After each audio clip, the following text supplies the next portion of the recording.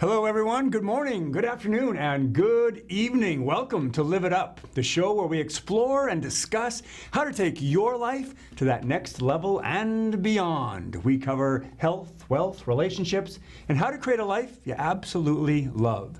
I'm your host and coach, Fletcher. Amy is out today, and so we're going to visit with a woman you're likely familiar with if you watch this channel. And even though we both have shows here that are produced and aired here, we hadn't yet met each other until just a few days ago. But I've watched her shows, and I love the work she's doing, which is sharing her story of inspiration and allowing others to share their stories of inspiration. In other words, she's being a blessing. And I define blessing as the lifting up or elevating of another person. If you're a blessing, it would result in another person feeling empowered or feeling that their load or burden has been lightened. They'd feel noticed and they'd feel cared for.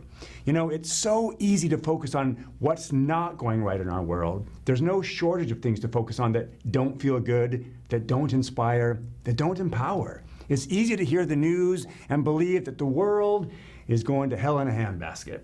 If we only focus on what's broken or not working, it can get pretty discouraging and pretty quickly, which is why I love to run across people who are doing something positive in the world. And when I meet people who are contributing to their community and making a difference, well, I feel inspired. I feel good. It gives me hope, which is why I want you to meet them too. So in just a couple minutes, we're going to be talking with Lisa Bradshaw, who has a show here called Life with Lisa. And we're going to learn about the Don't Wait project that she started and find out what drives her to do what she does. But before we get to that, I want to remind you that if you have questions that you would like us to answer on or off the air, you can email them directly to me at fletcher@fletcherellingson.com. You don't need to suffer. There are answers and solutions and ways to get unstuck and move forward powerfully. Now, at this point in the show, I usually take a few minutes to answer some of your questions, but today, I want to spend as much time with our guests as possible. So stick around. We'll be right back to visit with Lisa Bradshaw right after this short break.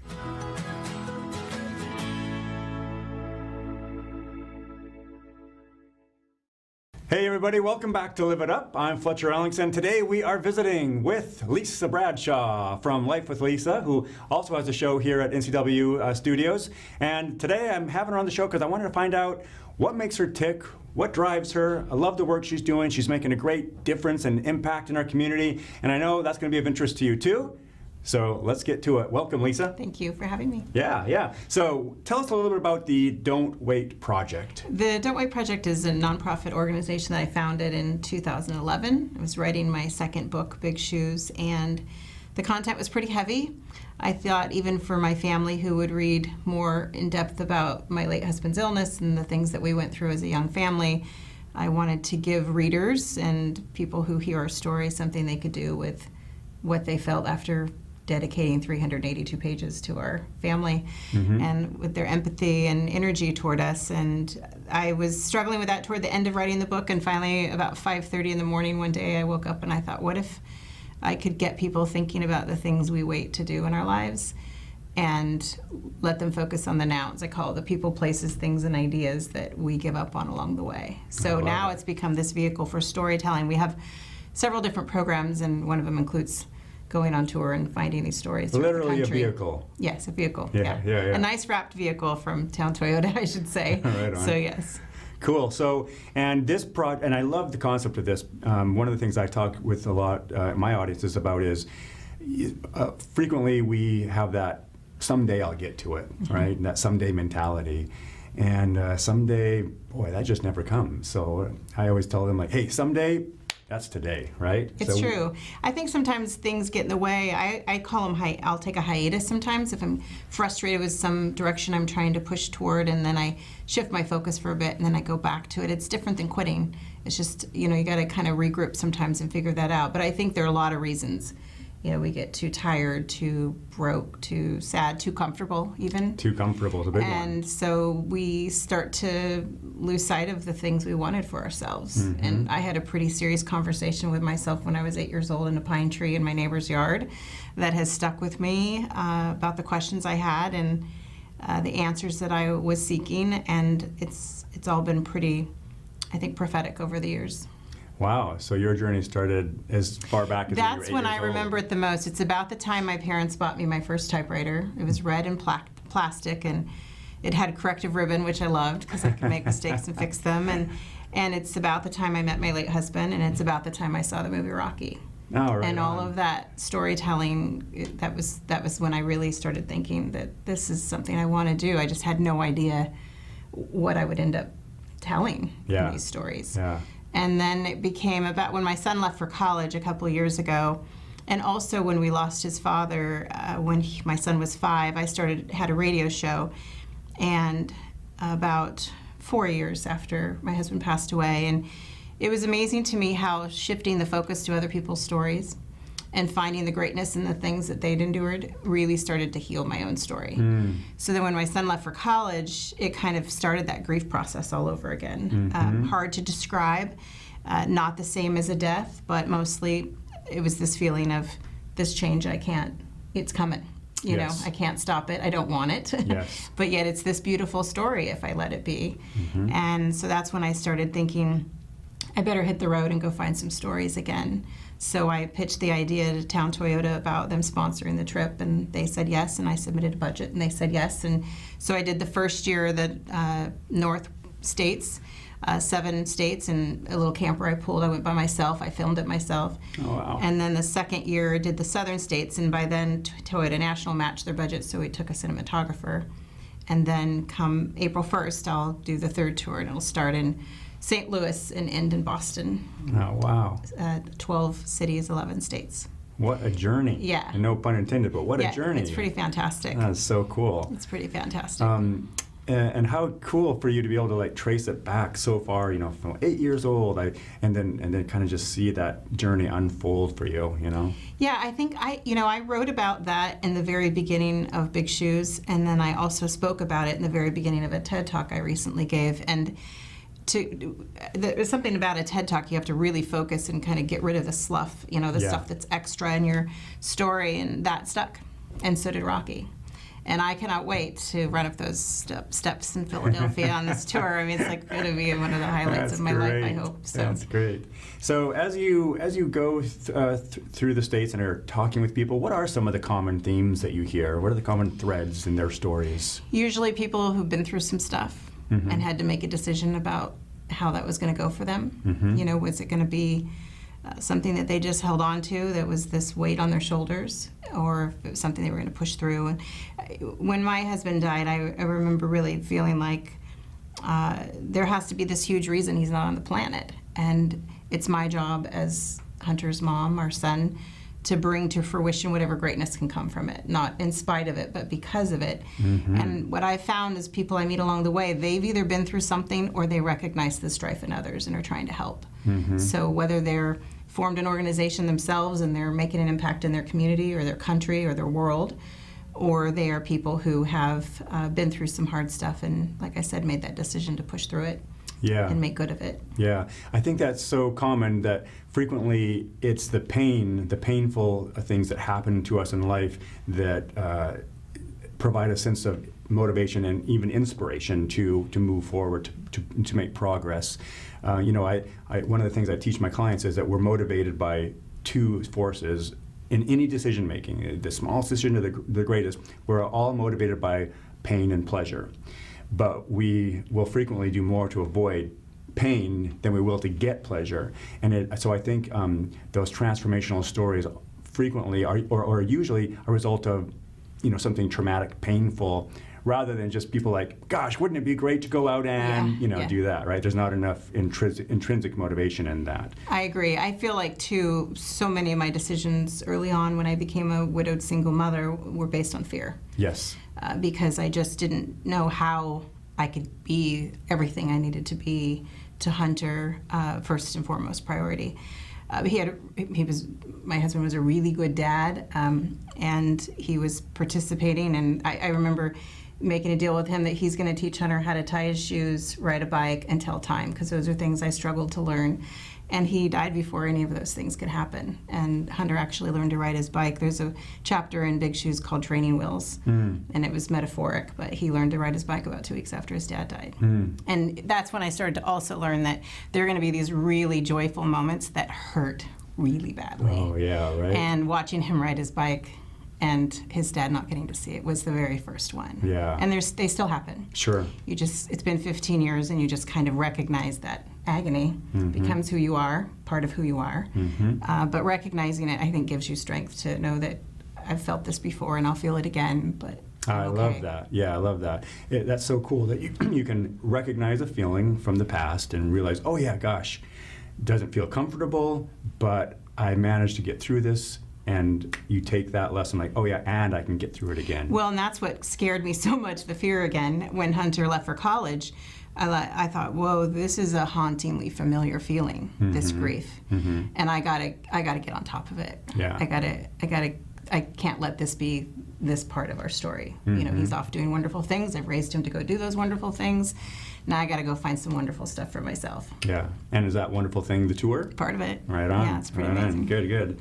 So tell us, you're preparing for this tour. When is it actually launching? April 1st through the 30th. It starts in St. Louis. So what happens is, the first 2 years I took a camper. This year we're not. We're going to do all Airbnb and that type of travel.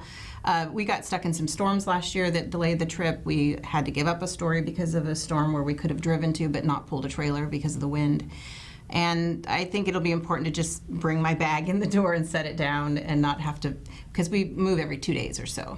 So you're setting up and tearing down a camper. And it was a great experience. But for this trip, we're going to kind of move a little faster and have less ground to cover, but going to definitely spend some time in each city and spend the goal, I think, for this tour is most definitely the storytelling, but also the story over all of the tour, and getting more footage when we're out and about, and getting, a couple of times, like in Georgia, we were able to walk around downtown, and first shop I visit, this woman had just lost her husband and donated organs to a family, and she started sharing that with me. People kind of do that. They probably do that with you too. They just start sharing their story, and we happen to be filming it when on the tour. So a lot of opportunities for that when we just kind of slow down, we can let that happen. Yeah. So April 1st through the 30th, and so I will fly. The cinematographer's coming from Atlanta. His name is Tanner, and we will fly to St. Louis and make our trip. We each get 2 cars that Toyota will ship for us. Oh, nice. And, because he's either going to love me or hate me by the end of the trip. And I think that riding in the car together for a couple thousand miles, there's pretty much 2 people on the planet I would do that with. And he isn't one of them. I haven't even met him yet. So we'll go across the country, and then we'll stop in Boston, and we have a big event happening on the 29th, and then Toyota will get the cars and bring them back, and then he'll fly home, and then there's all the editing that happens after when we get back. Oh, wow. But we produce highlight videos all along, at least 3 or 4 that we post on social media. Oh, cool. Posting pictures and trying to engage people. I can't wait to follow it. It's going to be fun. Yeah. Hey, we're going to take a short break, but we're going to be back with some more with Lisa Bradshaw. So stay with us.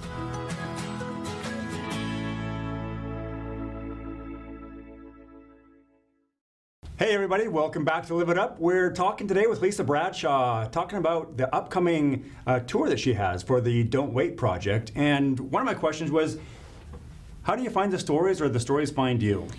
Well, the first year we relied a lot on people I knew or people who knew people. For one, I was traveling by myself, so I went to cities where I knew people, so I'd feel a little safer.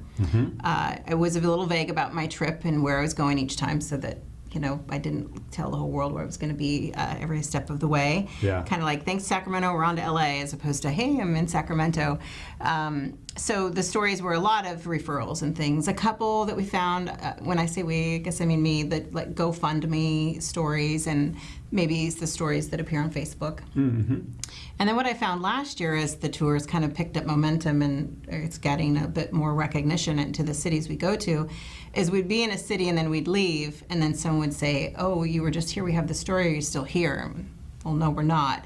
So I'll be launching a podcast in probably early summer to kind of pick up some of the stories throughout the country that I just can't, I can't visit everywhere.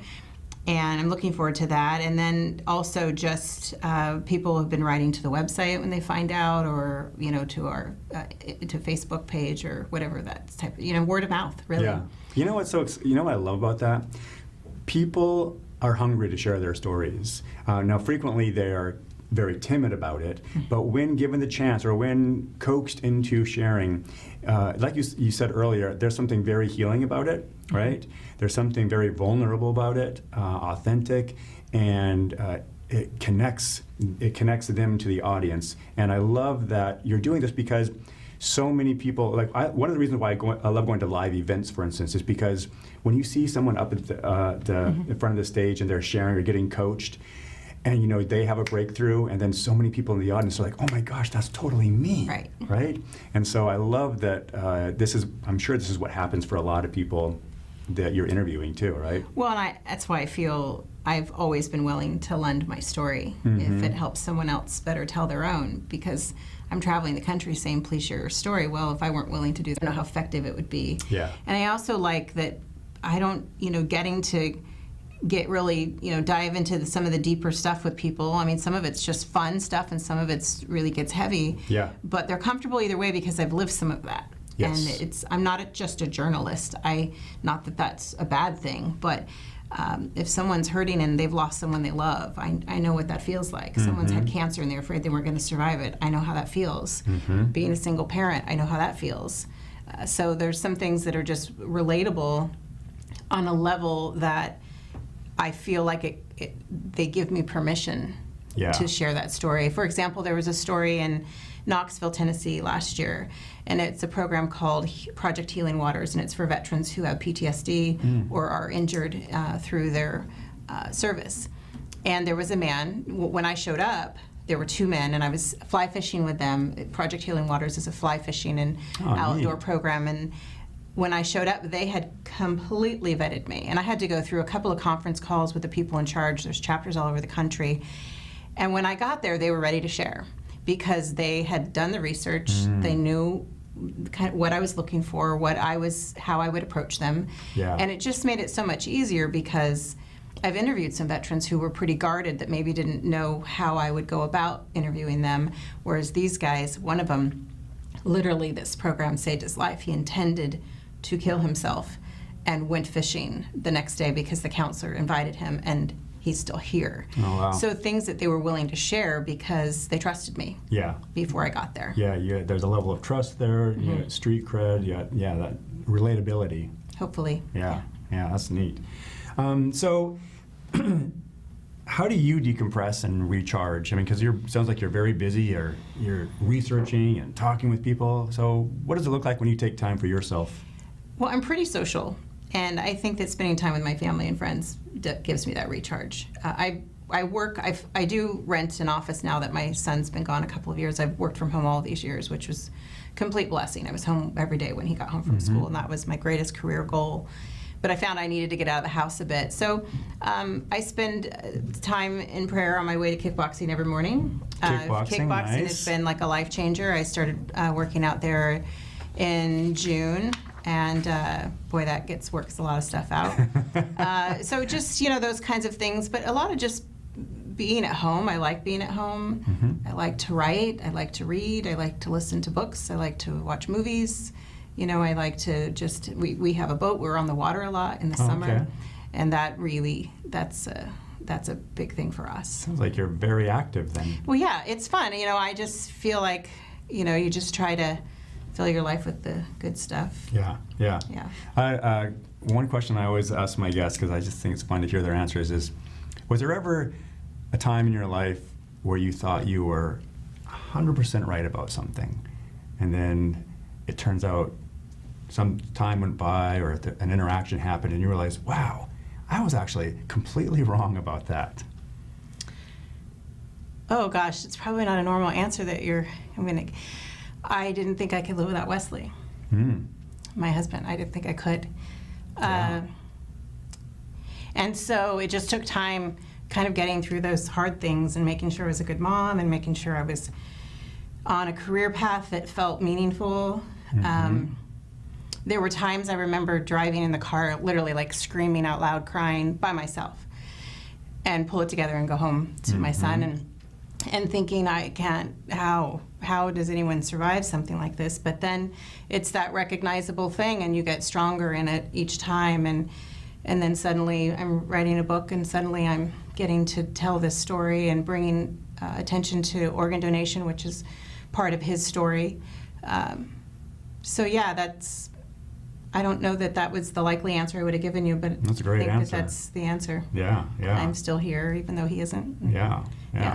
Excellent. Okay. Thanks for sharing that, guys. Sorry. No, that's great. Yeah. That's great. People need to hear that, right? Yeah. I remember my mom went through a very similar thing when we lost my dad and her partner, Yeah. So thanks for sharing that.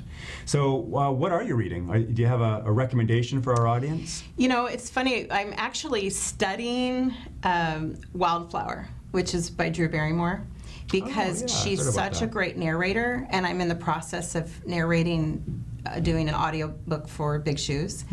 And so I listened to her audiobook first, and now I just ordered her book so that I can see how it looks on the page and how it sounds. But it's a light, fun book to read. I just read a really good book called Rocket Fuel. I don't know if you're familiar with it. It's about integrators and visionaries. Oh, cool. And I feel like it's for the people who have all these ideas, but like when I go to do research and create a spreadsheet, I go down this rabbit hole for 3 hours in this whole other area. So I've recently hired an assistant who, those are the tasks that she loves. Like, she's a spreadsheet. We were talking the other day, we were mapping out the tour, we're sharing screens on the map, on MapQuest, and putting in all the dots, and when we were done, I had like all these papers, and she had a spreadsheet that she was creating during our conversation. I'm like, oh, it's like Christmas, Yeah. So that's a really cool book, just about how there's a lot of things we don't get done because we try to be all things. And so to start to be able to build an integrator team around me is really important, because it's next level stuff that I need. Yeah, you're bringing team to your life. Yeah, super important, right? Yeah, because at some point we reach a point where we're like, oh, I have a lot of ideas, I can do a lot, but I'm going to need some people to help me to play this larger game. Right. So it's nice when you're able to recognize that and ask for help. That's great. If there are people out here listening and they're like, gosh, I have a story, I would love to talk with you, or I know somebody maybe in one of those states that you're going to be traveling to, how do they get in touch with you?